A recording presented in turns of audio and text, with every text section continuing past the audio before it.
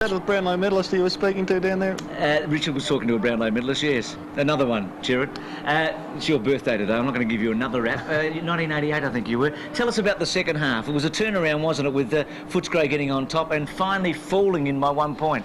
Well, one considered that they had to play better than the first half because other than perhaps a 5-minute spell on the first quarter, Footscray really weren't that impressive, and even in the second half, the standard wasn't all that thrilling. It lifted early, didn't it, in the third term? Yes, but I mean, even still, I think both these sides, Bruce, can play a hell of a lot better. We know the stars were missing, and therefore that the game probably didn't have the highs that we will expect during the season. It was terrific, though, great entertainment with the closeness of the scores, but invariably it got down to who wanted to win the match.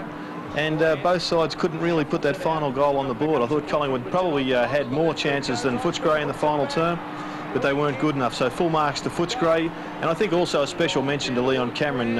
We criticised him, or in fact I did, during the match for not getting enough of the football, but in that last term he did really pull something out, and he steadied them for Footscray.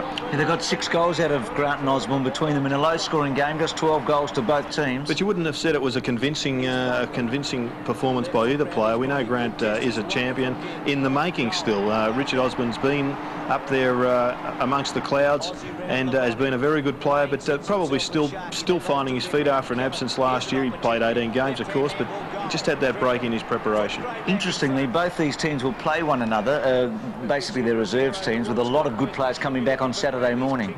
So the two clubs will be at it again Saturday morning, where a number of key players that weren't able to play tonight weren't quite fit for an Ansett Australia Cup are playing in that match. Well, we spoke to Sav Rocker at the start of the game, or just prior to the game starting, and all of these things are important for Collingwood because, and Footscray, of course, because a lot of players out there, the sides that line up in the first round won't even be familiar with these ones, and really there's not much to be taken out of these games other than the fact that both sides had a crack at it, and Footscray was the winner. A couple of last quarter goals by Collingwood. They were hard to get. Houghton got one, and then Sharkey before him, but in the end Footscray by a point. As we take a look at the match stats.